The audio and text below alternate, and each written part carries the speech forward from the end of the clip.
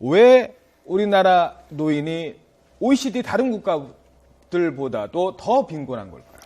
먹고 살기도 힘들어 죽겠는데 먼지까지 속을 새기네요. 예.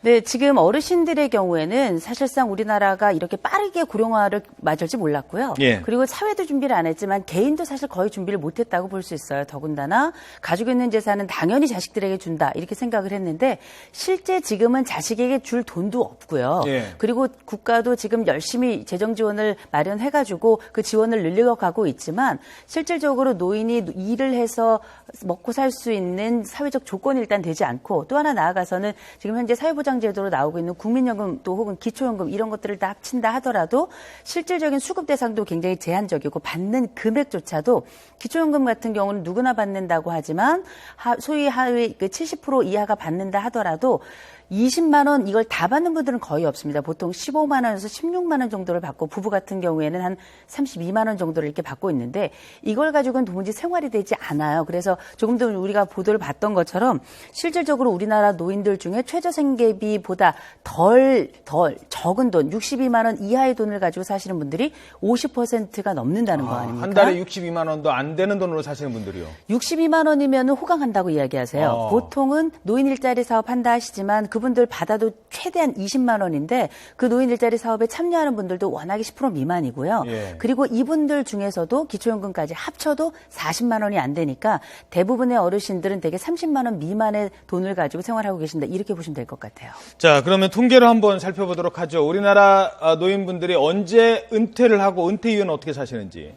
완전히 은퇴하는 나이입니다. 완전히 은퇴하는 나이가 한국 남성은 72.9세입니다. 60세에 은퇴한 게 아니에요. 그 뒤에도 일하셔야 됩니다. 돈 때문에. OECD 평균은 64.6세입니다. 이때부터 연금 받고 국가에서 이것저것 도와주는 거 많아서 어느 정도 살 수 있습니다. 우리나라 노인은 72.9세까지 일을 해야 됩니다.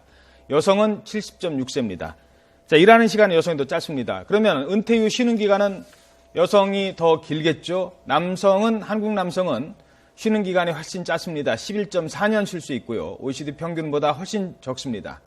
여성은 오히려 16.6년을 쉬어야 됩니다. 물론 이거는 평균 수명과도 연관이 있습니다만 남성보다 여성이 더 노인 빈곤에 시달린다고 봐야 되나요? 이거는 성별로는 어떻게 볼 수 있나요? 여성 노인들의 빈곤율이 훨씬 높죠. 그럴 수밖에 없는 것이 기본적으로 여성들이 경제 활동을 적게 하고요. 예. 두 번째로는 여성들이 경제 활동을 적게 함에도 불구하고 훨씬 더 남성들보다 오래 삽니다. 그뿐만 아니라 이 여성들이 지금 현재 우리가 경력 단절 이야기를 하잖아요. 실질적으로 경력 단절을 경험하고 난 다음에 재취업을 하게 되면 그 갖는 직업 자체가 남성들이 얻는 직업보다 훨씬 더 불안정하기 때문에 우리가 알고 있는 비정규직이라든지 아니면 불규칙 노동에 종사하는 분들이 훨씬 많아집니다. 예. 그렇다 보니 여성들의 경우에는 오래 살면서 돈은 더 적게 벌고 적은 돈 가지고 어떻게 살아야 할지 새로운 대안은 없고 이렇다 보니 여성들의 빈곤은 남성들의 빈곤보다 더 심각할 수밖에 없는 거죠. 하나만 좀 더 질문드리죠. 어르신들이 요즘에 이제 많이 하시는 것 중에 하나가 구청에 나가서 이렇게 조금 봉사하시는 곳도 네. 있고 아니면은 아파트 경비는 정말 하늘의 별 따기고요. 그거는 그렇죠? 3대가 덕을 쌓아야 갈 수 있다는 직업이죠. 예. 그리고 택배를 조금 많이 하시는데 네. 그러니까 어르신들은 이런 거예요. 무슨 큰 돈을 벌겠다는 게 아니라 소일거리 되고 건강 지킬 수 있고 거기에 용돈벌이 정도 돼서 손주들 조금 사탕 정도 사줄 수 있는 돈 정도를 바라는 건데 일단 택배 하시는 노인분들은 얼마나 버세요? 근데 조금 전에 이제 용돈 정도 이렇게 건강 유지 정도 생각하셨는데 그게 아니고 생계예요. 그냥 생계입니다, 오롯이. 생계입니까? 그럼요. 어디서 돈이 나와가지고 먹고 살겠어요. 그럼 우리가 늙으나 젊으나 수도세 나오고 전기세 나오고 주민세 나오고 나올 거 다 나오거든요. 네. 노인들이라고 해서 큰 혜택을 받는 게 아니기 때문에 오롯이 생계입니다. 그러니까 일자리를 찾아 헤매는 거예요. 그런데 지금 그중에 이제 많이 알려진 것 중에 하나가 그래도 아파트 택배.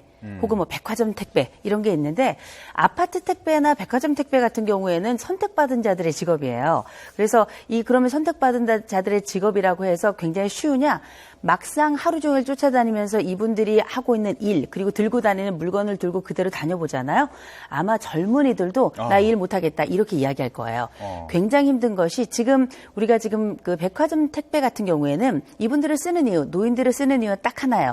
지하철이 무료잖아요. 아. 무료고 그리고 굉장히 저가로 인력을 쓸 수 있기 때문에 먼 곳에 가가지고 예를 들어서 뭐 그 백화점에서 뭐 물건이 떨어졌다 그러면 직접 전철로 타고 가가지고 바로 그 물건을 받아서 이동해서 백화점을 갖다 주는 겁니다.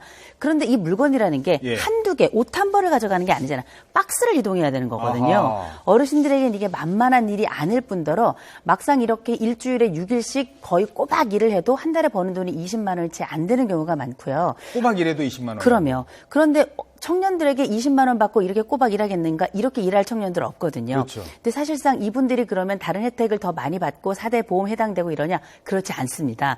그렇다 보니 우리가 흔히 알고 있는 맥잡이라는 게 있잖아요. 예. 맥잡이라는 거는 어르신들에게 있어서는 꿈의 직장이고 신의 직장이다. 이렇게 이야기할 정도니 노인들이 가지고 있는 일자리가 얼마나 척박한지를 잘 알 수 있죠. 알겠습니다.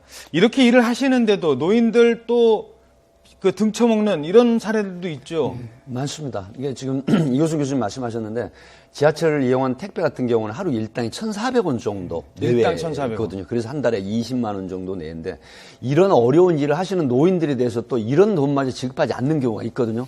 그렇다고 하면은 이게 이제 5인 이상 뭐 사업장을 떠나서 노동청이라든가 고용노동부에다가 이런 부분을 제기를 하게 되면은 그 조정을 합니다. 그리고 그게 안 될 때는 근로기준법상의 처벌을 할 그런 상황이기 때문에 이런 부분을 전혀 개의치 마시고 무조건 신고를 관할 기관에 해주시면 됩니다. 예. 일당이 아니라 이제 건당 그렇죠. 1,400원. 네. 하나 움직이시는데 1,400원. 네. 그거 옮기시려고 저 부천에서부터 1시간, 2시간씩 이동을 시간씩 하죠. 이동을 하셔야 네. 되는 거군요. 참. 어떤 대책이 필요할까요? 뭐 좀 어려운 얘기입니다만 노인들이 그래 이렇게 하면 되겠다라고 할 수 있는 뭐 좀 조언 같은 거 없을까요?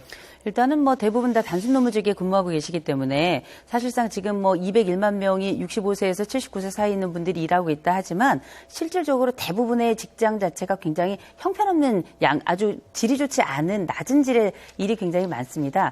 적어도 제일 먼저는 노인 맞춤형 일자리를 조금 많이 만들어야 될 거예요.